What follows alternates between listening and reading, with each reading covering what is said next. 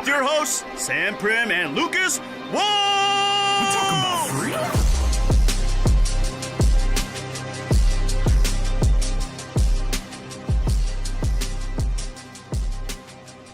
What do you think about that intro, Khang? Bro, I've never seen such an intro, bro. Such badass. There you go. We like to have fun on here. So, if you're living under a rock, you might not know who my current guest is, but everybody else will. I am talking to Khang Lee, King Khang. He is a social media superstar. He is kind of like a big brother to me. I'm just kidding about that. But he is absolutely crushing it in the real estate game, in the branding game. So we are going to be talking to Khang, who has, what, how many followers, Khang? Do you have 5 million followers on social media? No, probably around 4. Probably around 4 million. So sorry, only 4 million followers on social media. Yeah, I'm not good enough. I'm not good enough to get up to 5, bro.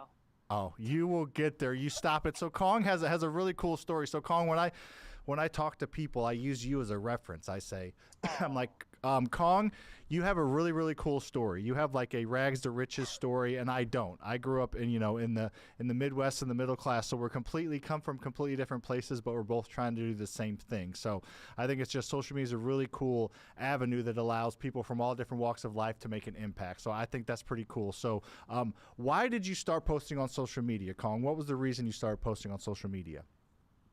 Yeah, Sam. So this got to be what 6-7 years ago, man.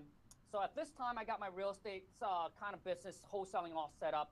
I think we're doing close to like 100,000 a month. I got the VAs, everything in place. I was working only like maybe like 1 or 2 hours a day, and I just have no desire like to grow that. But I love teaching. Like I love teaching, and I was like bored, right? I got so much time. I like, dude, I don't know what to do, what else to do. And then that's when it was like 10 at night. I was laying in bed, and Gary Vee popped up on my feed. We all know who Gary Vee is, the legend, the godfather of social media. And he was saying how, everybody needs to start posting content, building their personal brand, because it's only going to get bigger and bigger and bigger. And he was just he was just telling all these opportunities that will open up once people know who you are. And I was like, oh, shoot. And I love teaching. I love teaching, Sam. But I also don't want to be in front of the camera, right? Because I've never done it before. But I like, you know what? I love the idea. I love teaching. So dude, the next morning, I just couldn't wait to wake up. I went down to like the beautiful park where I whipped out my phone and did my first YouTube video, bro. The audio was bad. The video was bad. Everything was just bad. But I did it, and then I posted. And that's how it all got started. Do you remember at first kind of which video? Was there a certain video for you that kind of propelled your brand forward? Because I'm sure at first, Khang, you were making videos and they were getting 50 views, 30 views, 100 views, and you were kind of laying in that place where everybody is when they get started. Nobody starts off with viral. So do you remember a specific video that kind of launched you, or was it just a culmination of posting and posting and posting? Sam, I think for YouTube it was posting, and then I started to come up with all these ideas. Like I did like first deal interview, where I bring other people that close their first deal on as a guest and do an interview. I also did what's called a Friday cold call role play, but it's just one on top of another on top of another. I know what video did it for me on TikTok, but for YouTube it's just one video on top of another, and it's just providing value to the viewer. That was like the main focus. Like, how can I do it, but how can I do it differently versus somebody else? Yeah, and I think that's a great point you made. All the algorithms are slightly different, and especially before TikTok, there was no real viral, ability. You couldn't go viral with just your first YouTube video, but TikTok, correct, you can. TikTok brought that virality. It used to be you had to get followers to get views. TikTok completely flipped the script. You can get views without followers right away, and it's all about. It went from a creator-based algorithm to a content-based algorithm. So we're gonna get into real estate and Khang's story there. Don't worry, everybody. But I just wanted to jam with my boy on social media for a little bit. So what was your first TikTok video that went viral? How many videos in was it before you had your first viral TikTok? Dude, Sam, I think my first viral TikTok video was, but before I get to that, Sam, I also want to go back to your previous question. Dude, Okay. I remember posting, and it felt like, it felt kind of like a waste of time, but I love it, and I just enjoy it. And I remember getting my first subscriber. Sam, I said, oh, hell yeah, baby. Someone is listening to me. Hopefully it's not my mommy or daddy, right? But, dude, that first subscriber, and for me, Sam, and I think for you as well, we all, we look back at our history. Everything that we have done didn't just pop up and didn't just blow up. It was just gradually, consistently in doing it. And for me, I knew that I wanted to play a long-term game. That I knew that it's going to take me a while to get view. I know it's going to take me a long time to get subscriber. And I knew that first subscriber is going to lead to the second one and so on, right? But that first one, dude, got me so pumped. And then the next milestone was the 100. Dude, when I got 100 people on, Sam, I was like, Lon, oh, hell yeah, baby. I'm getting famous, dude. So anyways, Sam, to answer your recent question, man, so the TikTok video that blew up for me was dealing a fit check. I basically said, hey, here's how much here's my fit cost, and here's how much I made in 1 month. So a lot of people got the ideas of, millionaire have to wear designer clothes and they have to live in big mansion. For me, dude, Lon and I still live in the regular, house that we bought, 17 years ago. I still go to a shop at Ross. I still shop at Old Navy. I still shop at H&M. I don't care for designer clothes. So when I did that video, it just somehow just took off. How many views did you get? Do you remember? I think that video hits, I think I got like 1 million. I think that was like my first 1 million view video. Yeah. And I was like, oh, dude, this is game over. Game over. No, and I think that's really, this is something I preach to people, Khang, and you'll probably agree with me. So many people create a viral video and then they try to continually recreate viral videos, which of course we do, but they don't go back to that video. You do the fit check stuff all the time, and then you started to bring in other people to do the fit check, because the concept of how much money you make versus what you spend on your clothes is a really viral concept. And my concept of I'm in $26 million worth of debt, 30, I know you've done one with Lucas, when at the last Collective Genius, but I go back to that concept a lot as I'm experimenting, and I know you do the same thing. I've heard Gary Vee say the same thing. He's like, so many people, if you create one viral video, make long form, make short form, make medium form, make posts, make pictures, squeeze everything you can out of that viral concept. Stop trying to think that every other video you make is going to go viral. So I just wanted to point that out, that you do the same thing. If we get a viral concept, I'm always experimenting. I'm flexing, I'm coaching, I'm teaching, I'm doing the best I can to create really quality content, but I always do go back to those concepts that do hit. Do you kind of do something similar? Yeah, Sam, I mean, I absolutely agree with you, because I think how the funnel on social media really work is that, obviously you want 80% of your things to be about your niche, right? Educational, whatever niche that you're in, I think that should be 80%.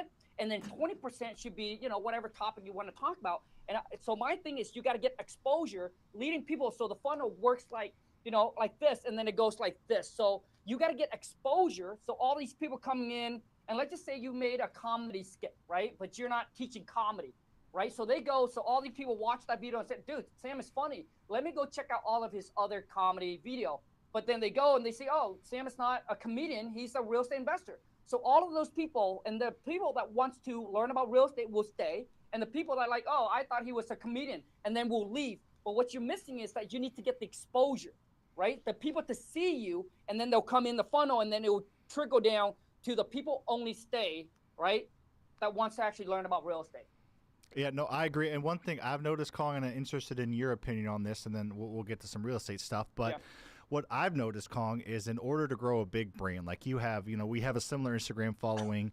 Your YouTube crushes, does really well. And then TikTok for me is banned right now. We'll talk about that in a minute. But we both have really big TikTok following, really big Instagram following. And in order to get to that mark where you're getting hundreds of thousands, if not millions of followers, it takes virality. You have to get viral. You have to reach people outside of your niche and outside of your current audience. So you have to do bigger, broader topics. If I get 100 videos that get 10,000 views each, or that's 1 million views, or I get 1 million view video. It's the same amount of views, but my 1 million view video is going to get way more followers, way more subscribers because it reached that virality. You can't consistently put out content that doesn't perform and get followers. You have to hit that level beyond your core audience, and that's why you have to do. That's why your fit check. Anybody can do that, whether they're interested in real estate or not. That's why my 26 million in debt concept hits, because they don't have to care about real estate. That is a interesting thing to hear somebody say, right? You're going to watch the rest of that video. So you need virality to get followers. So many people consistently post, and I see them post hundreds of videos that are decent, but they're not reaching outside their niche at all. So they're not reaching a new audience. So therefore they're not reaching new followers. You kind of agree with that? Dude, all I gotta say is when you can get a hold of Dave Ramsey to know about you, you're doing something right, Sam. That's all I gotta say. And the thing is, Sam, talking about social media, like when I go on and I see other people's page, even though they have like high quality, I'm talking about like high quality content, but they're barely getting any followers or they're not seeing the growth. To me, Sam, when you first starting out, people talk about volume, right? Consistent and volume. I agree with that to some extent, because putting out a lot of volume will make you become better, right? And then you feel more comfortable in front of the camera. But I can tell you right now, putting out more and more content, and you don't see the growth, it's not about that. You need to know what's working, what's not working, what's trending, right? And your execution is not good, right? You need to work on your execution, your stories, and then maybe your little punch at the end, something that stands out. Because I see people saying, like, I go to people's page, like they got good stuff, right? But I watch the video and I look at their page and I understand why they're not growing. You can post 2 to 3 a day, but I'm telling you right now, consistency and volume is not gonna help you grow. It's you need to understand how to actually execute that piece of ideas, that content in a way that can actually get attention. And then come up with a catchphrase, right? Yeah, come up with the catch. Sam, you know Steve, right? Steve Trang. So Steve content. Hopefully, it's not really that good. He's not watching this. His content's not very good. So I'm just kidding. Well, the thing is, like, it's a little boring because I know Steve is in sales training, but when you watch Steve and when you watch, like, what's his name, Andy Elliott? Mm-hmm. Dude, like, you know why that guy got a big amount of following? Dude, his energy. He's just really loud and he just stands. Now, I'm not saying Steve have to be loud. You don't have to be a different person. But what I did, so I went out, this is like 2 years ago, Sam, I went out to CG and we execute a piece of content on Steve because I like, dude, like, I don't care. It's not about you being boring. As long as you have the knowledge, the information, dude, we can get you exposed. So we went out there and we did, I think, 2 videos. And those videos, Sam, got him hundreds of thousands of views. So I know that it's possible. It's just that his team is not on top of his social media game, man. Yeah, I think, so you brought up an interesting point. So, like, you are very, very talented at making content. Like, you are very charismatic. I always tell people. You too, Sam.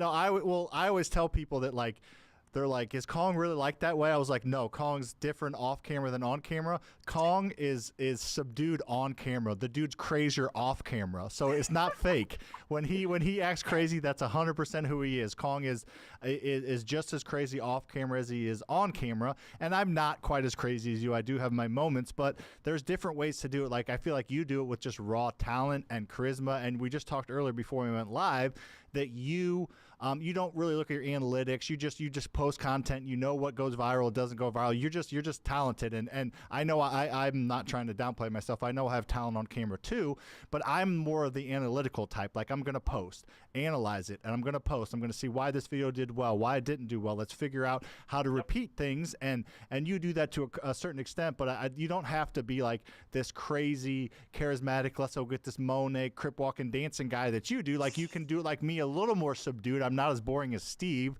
Steve's like this sheet of paper. But I have a little more than that, but you don't have to be like this super, super crazy extrovert to be successful on social media, I guess is what I'm saying. You just have to find your niche, find your authenticity, and then just bring as much character to it as you can where it still seems authentic. Dude, absolutely, Sam. 100%, awesome. Dude. Everything you said, right on point. Okay, cool. So Khang's trying to help me get my TikTok account back. Let's talk about TikTok, and then let's round out and we'll get back into some real estate. So my TikTok account got banned for the first time ever. You've had yours banned a few times, and like mine literally happened out of nowhere. I'm never usually in TikTok jail. I usually always do things. I'm never like my account warning or anything like that. Sometimes people report videos and all this kind of stuff falsely, and I appeal it. But in general, my account got banned, and I'm working on getting it back. I appealed through TikTok and working through some other routes. So you've been banned a couple times on TikTok now, and you're helping me get my account back. So I appreciate the help. Sam, dude, you're welcome, dude. I got banned like, I would say 5 to 6 times. Each time it cost me a lot. And also too is like everything, all the mistake that you guys made, like going live, getting shut down during my live, getting banned, getting warning. I have all of that. I made all the mistakes. So there's no mistake that you have not made on TikTok that I have not. Like I got into the creativity program, made a mistake. They shut their can out. They didn't even pay me, which is fine, whatever. Yeah, that's funny. 6 times. You're a wild man. You're a wild man. Okay, so we talked about your first viral video. Let's walk the audience through your first wholesale deal, if you wouldn't mind. I feel like every time I kind of talk about my first flip, my first rental, my first wholesale, it hits home with the audience because you have a huge wholesaling operation and it's all automated and you're not as hands-on as used to be, and you have all that rocking and rolling. That's not quite as relatable as your very first deal. So a lot of people listening to this and watching this want to get their first deal. So why don't you kind of walk me through the story of your first wholesale deal, if you wouldn't mind? Absolutely, Sam. So I'm going to take you guys back 12 years ago. So probably 12, 13 years ago is when I first got into real estate. But I'm going to cut the story really, really short.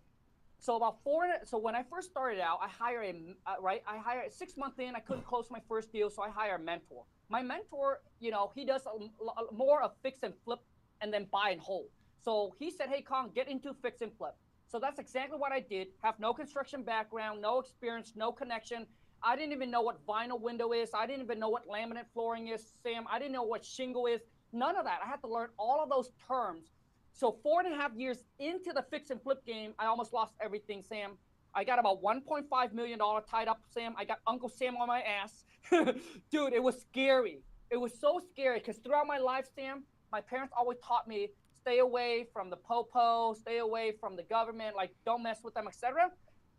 So, dude, I got $1.5 million tied up, and I just couldn't leverage anymore. And I was just so stressed out, dude. My car was a mess. And then one of my local investors said, Khang, you know what, dude? You're so good at finding deals and negotiating with sellers. Why don't you just wholesale? I said, dude, wholesale? Like, what do you mean?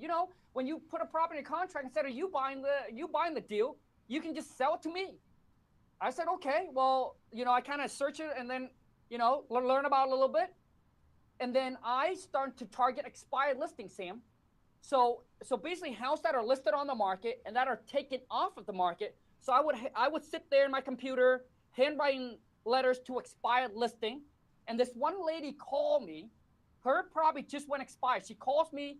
We talk back and forth, built a rapport. About 4 phone calls in, negotiated out a deal with her. We met at McDonald's, signed a purchase and sale contract. 2 days later, I found a local investor in my RIA, sell it over to him. Dude, we closed it in 15 days. I made $28,000. Sam, to me, dude, it was like God sent, baby. I was like, dude, I'm going to shut down my fix and flip operation. I'm going to go all in. This is the game that I want to play. Because all that cost me, Sam, was $250 of my earnest money deposit to lock that deal up on contract. And I said, dude, what if I just do 2 of these a month? Or even just 1 a month. And that's what I did. I went all into wholesaling, and then I took all my money from wholesaling, just kind of finish up my rehab. So for like a year and a half, dude, I was just funding, get my rehab done and get myself out of the mess. No, I love that. I think it just goes to show that you didn't just give up on real estate. You tried a different avenue. A lot of people try something and give up. And the beautiful thing about real estate, and you just proved it, is there's so many different avenues. You can get into arbitrage of like Airbnb units or something and not even really have any exposure really besides the rent that you're kind of arbitraging, or you can get into wholesaling and you need money, and you don't have to have money and credit to wholesale. It helps if you can close on a deal, but you don't have to. It's not a requirement. Or you can do the fix and flip thing and take a little more risk and make bigger chunks potentially. Or you can do the long-term game, buying rental properties and make a little cash flow, but have the long-term stuff going on. And I know you do a little bit of all of that, but it just goes to show the power of real estate. And there's so many different avenues to go down. You just got to figure out, just try all of them, or at least try a few of them, and then go all in on your favorite. Would you think that's some good advice? Absolutely, Sam. Agree. Good. I love it. So, so now that you got your first deal, you did that, then you kind of went all in on wholesaling. Talk a little bit about your team and how the team you've built. And I know that we've talked at length, because we've known each other for 4 or 5 years now, at length about, we kind of are different in a lot of different ways. You're taller than I am, and you're more handsome. I wish, bro. Dude, Sam, I wish I was just as close as tall as you, bro. Yeah, well, we're a little bit different in height and a lot of different things, but you don't want to have this huge team and grow and expand. You want to make more money, and you want to figure out different ways to do it, but you like a close-knit team, which I'm kind of going the other way. Sometimes I think you're smart to do that, but tell me a little bit about your team and how you've built it and kind of your goals with your team and how you keep it kind of small. Well, the thing is, I think, Sam wants to be a billionaire, and I don't think you can be a billionaire with a small team. And I have no desire to be a billionaire. My whole thing is I just want to build a business where I don't want to work all day long in it, a few hours a day, right? And I got 7 VAs run my whole entire business operation. Every business that I start, I was like, how can I put the minimum amount of hours? And I'm okay with making a few $1 million a year. Like, I'm cool with that. I'm cool with making a few $1 million a year and be able to travel, to do whatever I want, wherever, whenever, and with whoever the F I want. Like someone invite me to go speak, I would not be like, oh no, I don't want to go there, but I'll do it because I know it's going to do this for my brand. I'll get more students. I'm not going to do it. Sam, I made a post where I was like, I don't have the F you money yet, but I have the F you attitude. The most dangerous thing about me right now, Sam, is that I am content, dude. Because I'm a guy that started in a mud hut. I used to catch frogs for dinner. I started out making $8.50 an hour. And now, dude, I'm making a few $100,000 a month. What else am I want? Like, what else am I asking for? Obviously, I still want to grow. I still want to make more money. But I will refuse to do business with people that I don't like or do things that I don't want to do. Right? That's it. That's a good place to be. I think, like you said, that's a very, very good, happy, and dangerous place to be when you do what you want, when you want, and you don't have to necessarily decide between things because of monetary or time constraints. If you have the money to do it, if you want to do it, you have the time to do it if you want to do it. If you don't have the time to do it, then you won't do it. So it's completely your control of your financial situation, as well as, your time situation, which is true freedom. You know what I mean? That not many people get to that point. So I think you put a lot of hard work to get there. So you have smaller teams, and you're still wholesaling, and you're educating are your main thing. So can you talk a little bit about, and I almost got you, I'm excited to get you yelling at the screen a little bit here in a minute, get you pumped up, but we'll save that towards the end. Can you talk about some of your best lead sources right now? Because personally, I've noticed it kind of fluctuates. When I got started in 2014, 15, you could buy REO bank-owned properties off the MLS pretty easily. And then that went away. And then short sales kind of started to go away. And then, driving for dollars was good for a while. And direct mail is always good if you're consistent. And there's so many different ways to find deals. So could you kind of talk through some of your favorite ways to get deals in today's market? Absolutely, Sam. But before that, Sam, let me answer the other questions as well, because I don't think I really answered. So for my wholesaling team, I got 7 VAs. So first off, I want to say thank to the wifey. Without Lon, I wouldn't be the man I am today, and I wouldn't be doing the thing I'm doing today. It's Lon and baby Jesus, dude. It's Lon and baby Jesus that actually got me here today, man. So I have a team of 7 VAs. So Lon run the whole entire operation in the back end. She does all the hiring, all the training, all the fire. Dude, if you have problem letting people go, get Lon on the phone. Dude, she's cold. I know she scares me. Bro, they're entrepreneur that runs a big business, bro, that is afraid to fire people. Dude, you gotta be like, when they're not an asset to the company, dude, you need to let them go. And I know some of you have that soft heart, dude, but you gotta understand, this is a business. You cannot blend personal with business. Dude, it's like cut. You don't want one raw tomato to ruin the whole entire batch. the longer you keep them, it's one, not good for your team, not good for your company, but it's also not good for that person. That person is maybe they're not good fit for your team. You need to let them go so they can actually seek something else that is better fit for them. But Lon is cold, dude. So the next time I need to let somebody go, just call Dude, Lon? call Lon. Okay, perfect. Dude, Lon gets on the phone, Lon like, you're done. Like Donald Trump, dude. She's like, see ya. That's it. She's like, see ya. Here's your pay. Here's a little bonus. Done. Adios. Adios. Hasta luego. Hasta luego, amigos. So I have a team of 7 VAs that run my whole entire wholesaling operations. I got 3 cold caller. All right. They do cold call and SMS. So I think I answered your question with this too, Sam. But I agree with you. When I first started out, there was a lot of good deals on the MLS. You can actually, submit offer to agents. If you submit enough, right, you can get some really good deals. And I would connect with realtor, and I would do expired listing. That's my 2 main focus when I first started. Now all we do is SMS and cold calling. I got 3 cold call. They cold call and they answer SMS. I got 2 purchase manager that will lock property under contract completely over the phone, virtual. No meeting the seller, no seeing the property. All right, and it's not just me. There's many people that can do it. Okay. And then I got 1, I call them transactional coordinator, which is disposition. Their job is to get the deal to the finish line and get it sold. And then I got another one that's a call auditor. This is so important for those of you. You need a call auditor to monitor the lead manager and the purchase manager phone call. Because a lot of times they're not always come in with their A game. And sometimes they're not saying the things that they're supposed to say. Maybe they're not being polite with whoever it is. So the call auditor will catch some of those, dude. What if they just catch one of them that falls through the crack once a month?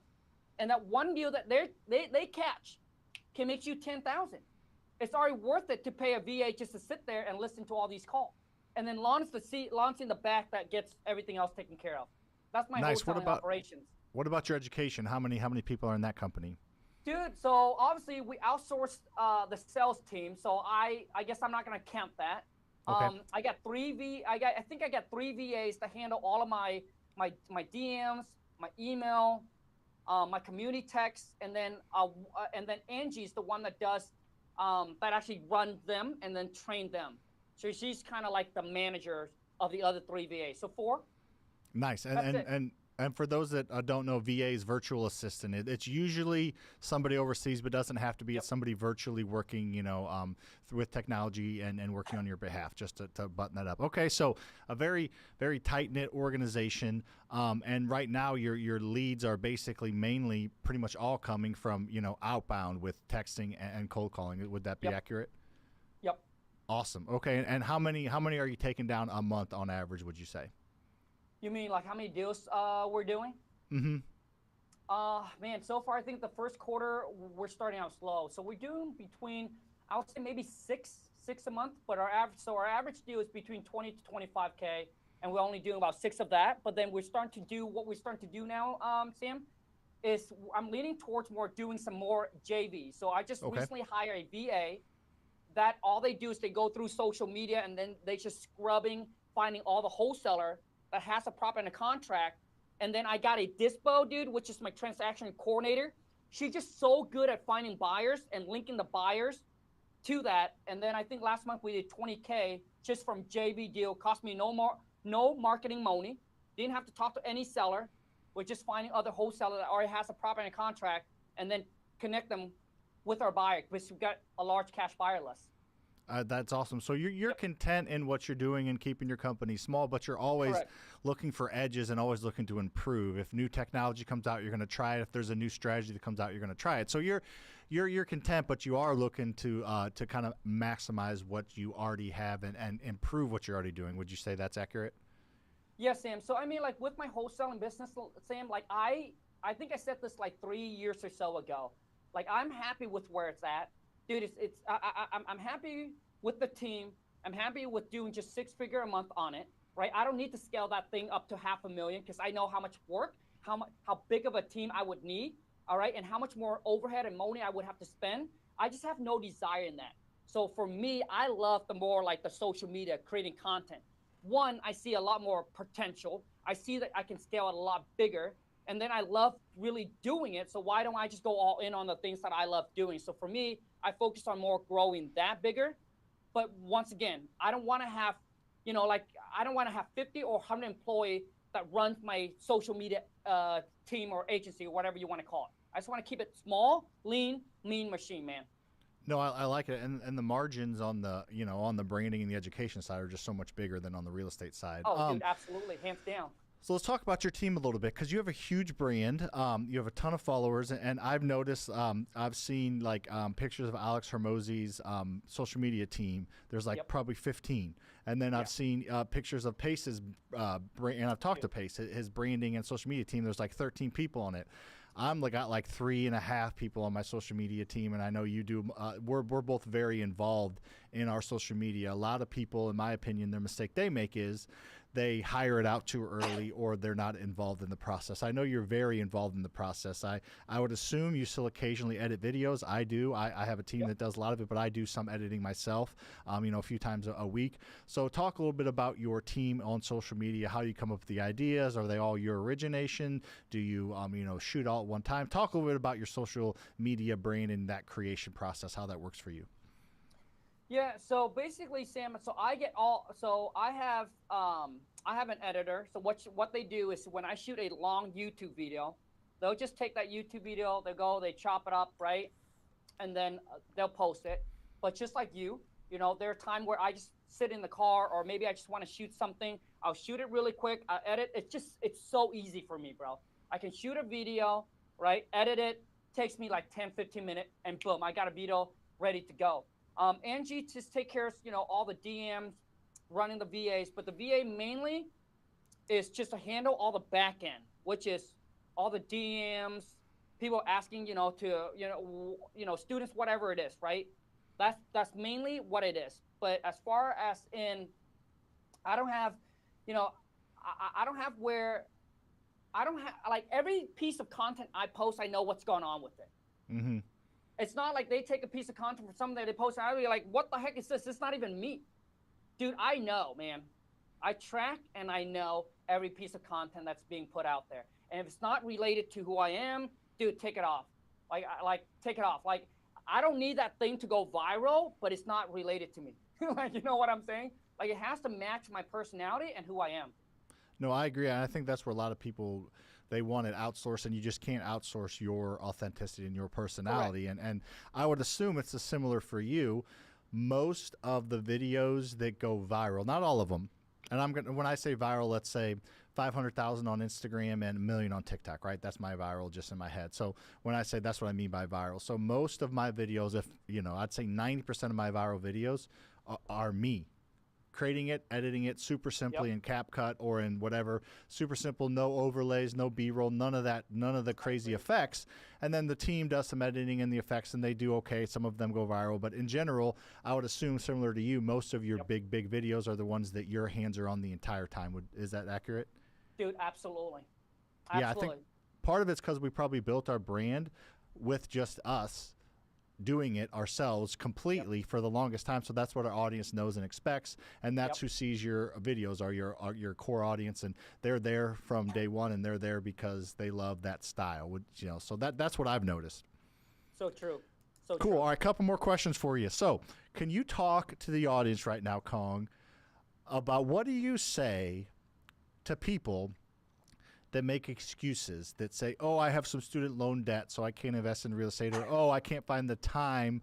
I'd rather watch Netflix than go to a RIA. What do you say to those people that are being little bitches, as you like to say? Sam, like my whole entire thing throughout my whole entire life, Sam, growing up, I had to work for everything that I got today.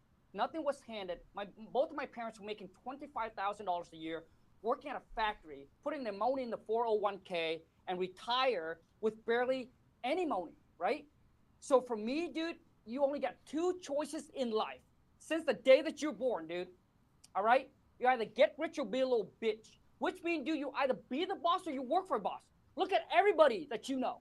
They either work for themselves, building their own business, or they're working for someone. Okay? So the choice is you got to make up the choices. And talking about making excuses, dude, you're either making money or you're making excuses. And I can tell you right now, the people that are making money, they don't have time to make excuses. Like, you know, I'm sure with Sam, when we start to build a business, you know, you're doing things that you have never done before. You will come across things that you don't know what to do, right? You'll be like, you feel stuck. You feel stressed out, overwhelmed. But guess what, my friend? They don't be like, oh, man, yeah, I can't do this. I'm not made for this, this and that. You know, they don't sound like a little bitch. They'll be like, hey, you know what? How can I figure this out? Who do I need to talk to? Where do I need to go to get the information? They will do whatever it requires, whatever it takes to get that shit done, period. See, Sam, the people that the people that make excuses, just look at your bank account. You already do. Just look at your bank account. It's a reflection if you're an action taker or an excuse maker. The end. That's it, dude. I like it. I knew I'd get you fired up. Yeah, no, that's what I was going for. It's people that make excuses, because, you know, I grew up, you know, definitely different than you. I didn't have a silver spoon in my mouth, but I look at people that, like, you know, had a pretty good situation, and like then look at your situation. Grew up in a mud hut, picked berries, you know, didn't even speak English coming over here, picked berries, sold, you know, hair extensions at the mall, and you figured it out, and you had way more obstacles than 99% of the people that are making excuses. So it's all about perseverance and pushing through and not giving up. And so many people, if they don't see the immediate results, they just give up, and they're not willing to, you know, offset immediate results for, you know, continue to push through. So I just wanted to get you a little fired up. Dude, Sam, Sam, I was driving through Taco Bell, right? And there's this guy there, and he followed me on TikTok. And he's like, hey, Khang, I've seen your stuff, man. I really want to get into wholesaling, this and that, dude. But I'm going to school. I'm working Taco Bell. I just don't have time. And this is what I said, Sam. I said, if you know, dude, if you know deep down, but if you take action, and in the next 30 days or 60 days, you can make $10,000 from wholesaling one deal, would you do it? Would you make the time? Like, if you know, bro, like, if you know, like, almost guaranteed. He said, of course you will make the time. Of course you're willing to do whatever it takes, right? Work an extra few hours, whatever it is, but you will make it happen if you know. But a lot of times, you know, when you go at this, you don't know. You just have to have the faith and the belief and the confidence in yourself that you will make it happen. That's it. You must have that attitude of, dude, you see, like, most people, Sam, they only say they want something, but when it comes to doing it, they won't do it. Everybody wants to lose weight and looks good. Who goes to the gym on the weekend? Who goes to the gym every single day? Who eat healthy, right? Dude, like, we all know what we need to do. It's just that some people, Sam, they choose to do what's fun, what's easy, and what's convenience. You know, throughout my life, Sam, I just know one thing, dude. If you do what's fun and easy first, your life, I can guarantee you, dude, will be hard. You like to party when you're 18, 19, 20s. You like to go to club, popping bottles, using drugs.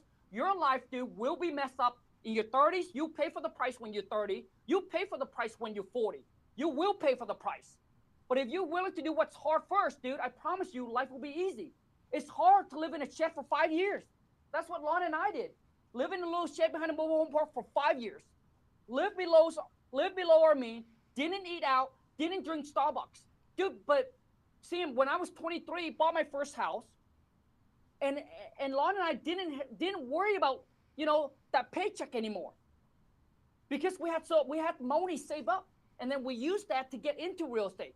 So for Lon and I, dude, we did what was hard first. I was driving a 1997 Honda Accord, dude, with over 200,000 miles, even when I was making $200,000 a year.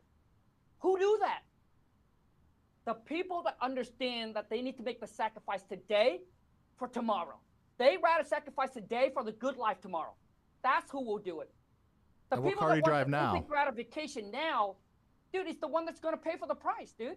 Yeah, and what car do you drive now? Rory, a 2022 Rory, man. That's it's exciting. It's a dream come true, man. That is awesome. So we'll round it out here in a minute. Let's get out of here. But before then, I want to talk about those people that want to get ahead and they're willing to work hard. And I always tell people that the best way to get ahead is to follow somebody else's proven path. And in my opinion, you're in masterminds with me. You spend a lot of money like I do on masterminds. But in my opinion, you pay for education no matter what. You either pay through education through inaction or inefficiency, or you pay for education to follow somebody else's proven path. So once you talk a little bit about, you knew that quickly. You hired a mentor very quickly because you saw that you couldn't do it on your own. So why don't you talk to people that think that paying for education is, not worth it, or it's a scam to pay for somebody else's knowledge? You see, Sam, for me, is knowledge without execution is worthless. If you don't have the work ethic, if you don't have the ambitions or the drive or the commitment, if I were you, dude, just stick to the J-O, the B. You don't have what it takes to be an entrepreneur. You don't have what it takes to build a business. So don't waste your money. Don't hire a mentor. You don't need it because you ain't gonna make it anyway. Because you don't have the work ethic. All right. But Sam, so what makes me pull the trigger to pay over $100,000 for my mentor? It's this one reason.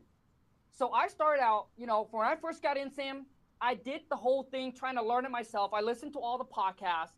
I went to seminars, meetup. I did everything, right? I took massive action. But 6 months go by, dude, I haven't even got a deal on the contract. And then that's when I met my mentor in Florida. And I asked myself this question, Sam. I said, Khang, do you want to see the next 6 months of your life to be the same as the last? I said, oh, hell to the no. Because I know that, Sam, every month that goes by that I don't know how to make 10, 20,000 a month, that's how much it's costing me.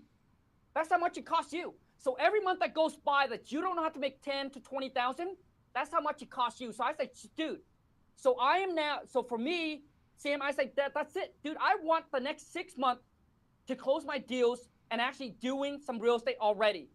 So I said, you know what? If I pay my mentor this much, and if later on, if I can learn how to make that in a month, is it worth it? Absolutely. So let's just say that 6 months go by and I don't know how to do a deal. It's costing me $10,000 a month. Times that by 6. How much is that? $60K. That's how much it cost me. So I decided, you know what? I'll pay him $25K. So I pay him $25,000. I flew him out for 3 days. And then over the next course of like a year, I pay him, I think total of like $100,000 or $110,000. Because we end up splitting like 3 deals together. So the opportunity cost is the biggest thing you're talking about, is the opportunity cost. So it's not only what you're spending, it's what you could be making with the right knowledge and the right implementation. So yeah, I 100% agree with that, because so many people just, all they look at is the money that they're spending, but not the money that they could be making. And you made a similar point. I think every time you just got to reference Hermosi, because everybody, he's the new God. He's the new golden child. But I've heard him say several times, he's like, if I made $70,000 a year, I'd spend $70,000 a year on education. Just learning the grooves path and just learning how to stay out of the gutters and just kind of stay in the lane is very, very important. And spending a little bit or a lot of money is very well worth it. And yes, Sam, I do absolutely agree. And I think sometimes, Sam, is people follow too many people. So they get the information confused. So for those of you who wants to get into real estate, the only guy that you need to follow, my man, Sam Prim, the only cat that you need to follow. Start to unfollow people that is not adding value to your life. I go on Instagram, Sam, I see people follow 100, 1,000. What the, dude, come on, man, shit, bro. 100 people. Imagine one of those people post one post a day. It will consume their whole entire life. Yep. You only need 1 or 2 good people that you can follow and execute, implement on their stuff. 2, Khang and Sam, right? Sam FasterFreedom and King Khang. That's all you need, baby. You get the crazy you get the crazy entertainment and learn about wholesaling from Khang. You get the not as crazy education, but education on flipping and holding rentals for me. You got it all right here in one screen, right? That's it. Awesome. So Khang, if somebody, where would you tell somebody if they want to go follow you? Would you say go follow you on TikTok, on Instagram, on YouTube? If they want to follow you one place that they're not, where would you tell them to follow you? Yep, wherever your favorite platform is, YouTube, Facebook, Instagram, or TikTok, just go to @RealKingKhang. That's it. At Real King Kong, and if you want to learn more about wholesaling, you got a really amazing education platform for wholesalers. How many students have gone through your academy, Kong? Dude, not as much as Sam, but I honestly, dude, I honestly don't know. Kong, Yeah, dude, you don't know? Dude, I honestly don't know. I know that currently, Sam, we have active that's in the community still, probably like a few hundreds. Yeah, Probably no, it.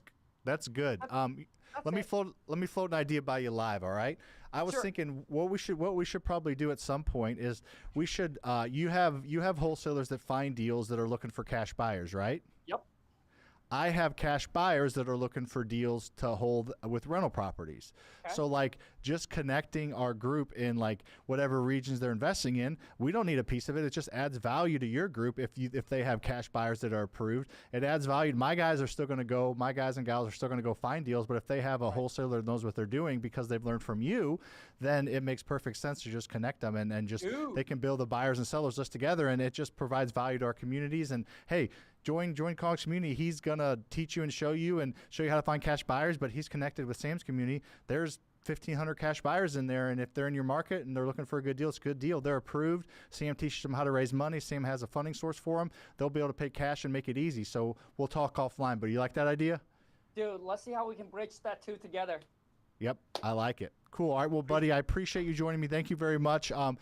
Missed you this last go around down there in Florida, but hopefully I'll see you soon, and we can connect again and shoot some content together. Appreciate you, buddy. Sam, thank you so much, man. It's an honor to be here. Follow my man, Sam. All right, see you, buddy. Later.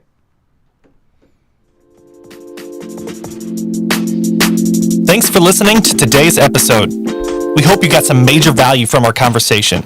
If you love what you learn, make sure you like, rate, review the show, and help us spread the word by telling a friend. If you'd like to learn more about working with me inside one of my programs, we'll have those links in the show notes, along with all our social media handles, so you connect with us there for free.